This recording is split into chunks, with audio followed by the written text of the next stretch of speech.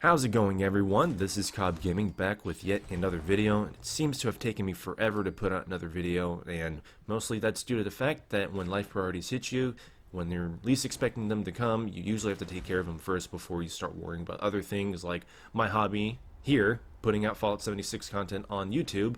And of course, it's taken me a little bit, but I am back, and I do want to apologize to my subscribers that have been patiently waiting to see new content hit my channel. It's taken me a lot longer than usual, like I just explained, just for the fact, life being life, and you have to take care of those things first in life before you can start worrying about the other stuff. But this isn't going to be the only video that you guys will see for, a short period of time, and it'll just stick around longer than usual, and you'll see nothing else. You can expect more videos after this, I can promise you guys that.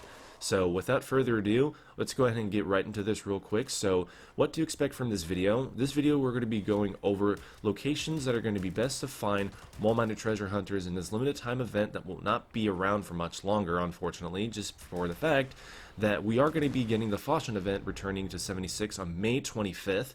So the end time for this event is going to be 9 a.m. Pacific Standard Time if you're in that time zone, and 12 p.m. Eastern. So we have a short window to go after these mole-minded treasure hunters, so let's not waste any time and let's get right into this.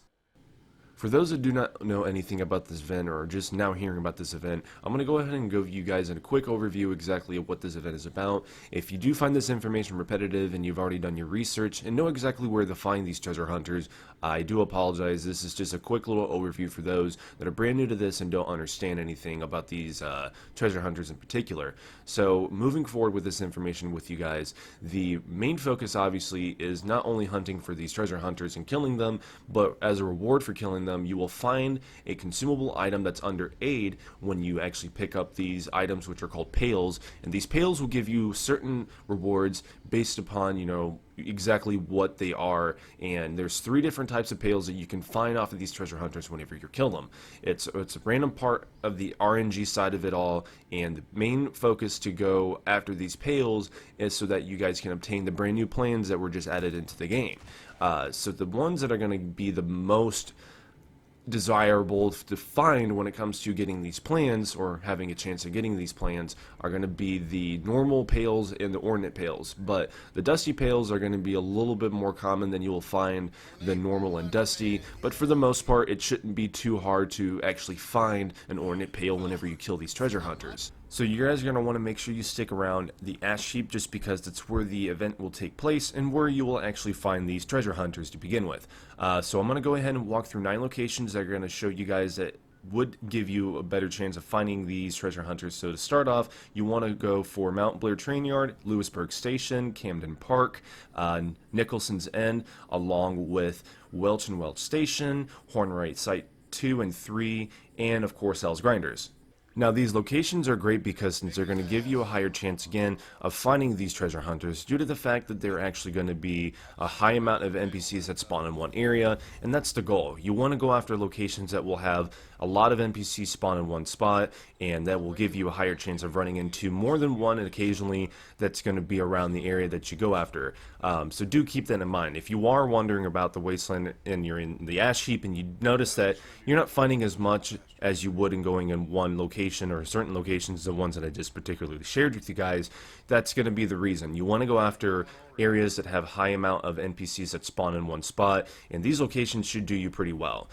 So also some information that I think you guys will find useful is you want to do this on a private server, and there's one reason only for that fact, and that is because people are people, and if you're on a public server, don't be surprised if you start noticing that there's people following you and they're not being mindful about taking the kill away from you and you don't get the reward. That is one issue that you guys might run into more often than you think, but shouldn't for the most part. You would hope that sometimes people are pretty cool and understand that you're not the only one trying to get the reward from it, and sometimes people just take the kill, and if you don't hit them, you won't get the reward. So that's one thing to keep in mind, and that's just me passing along that peace of mind, because again, you got to be mindful that there's not going to be only just you trying to go after these treasure hunters. So just be careful. If you don't have Fallout First and you don't go on a private server and just can't, go ahead and try to find someone that will be willing or kind enough to actually throw you on their private server,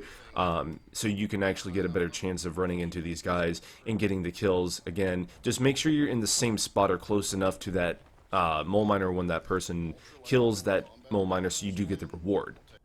So a couple things to consider whenever you do find a treasure hunter is, one, if they see you, they will run. These guys actually will book it. If they see you again, they will run and they will not stop.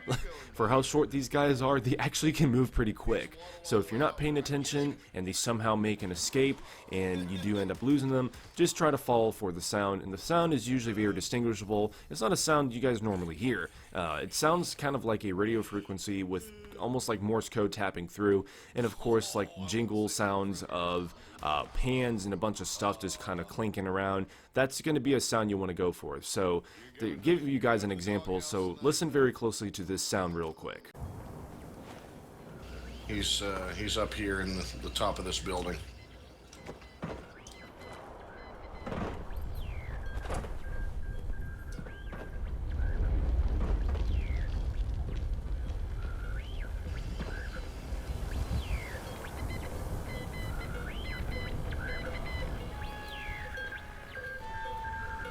Where is he? He must be up one floor. On the roof.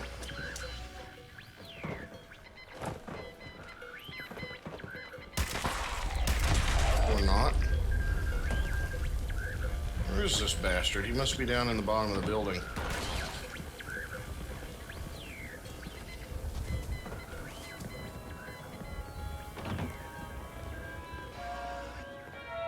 It's gotta be it. We're over on this side. Oh, there's one right here in front of me.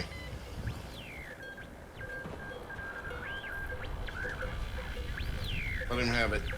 That's the sound I was talking about. So of course, the closer you get, the louder it becomes, and that's when you know you found yourself getting closer to that mole miner treasure hunter. And then once you actually locate the treasure hunter, that's when you can take the kill and get the ornate off of that treasure hunter. Now, another thing to go over as well, these are going to be legendary mole miners as well.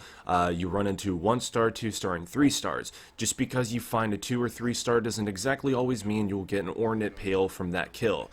So do keep that in mind. It's just, again, it's random. So you can even actually get an ornate pail off of a 1 star. I've had that happen to me once in my encountership of these mole miners, and that's just, again, the part of the RNG role of it all. But for the most part, you should be able to still find the ornate pails, because again, that's the one that's going to give you the best reward and give you a higher chance of actually obtaining those new plants. And that's going to wrap it up for this video. Thank you guys so much for checking this out. I really hope you find this information helpful, and of course, hopefully you guys have better luck than me finding these pails, because I didn't really get as much as I was hoping for. I probably found like 3 ornate pails, but for the most part, I still got, you know, a couple of things. I didn't get like too many plans, but I mean, I learned some ones that I've already have learned in the past. But if you guys like this video, go ahead and throw up a like, and of course, if you want to see more, actually, hold on one second. You hear another one? Oh, okay, cool. Now, if you follow this thing and protect it, it's supposed to lead you to some kind of treasure. So let's stand up and see where he takes us. Yeah. It's coughing from the bad air, I guess. Maybe there's something wrong with this one. It doesn't seem like it's taking us anywhere. Well, it kind of. Looks like it's kind of going. It's not supposed to. It's supposed to lead you. It's supposed to lead you to something. Or is it following me? The little bastard's following me. I don't know why. Huh. I've got a new friend, Subi. I will call him Venison. Get it? Dog meat parody. Come along, Venison.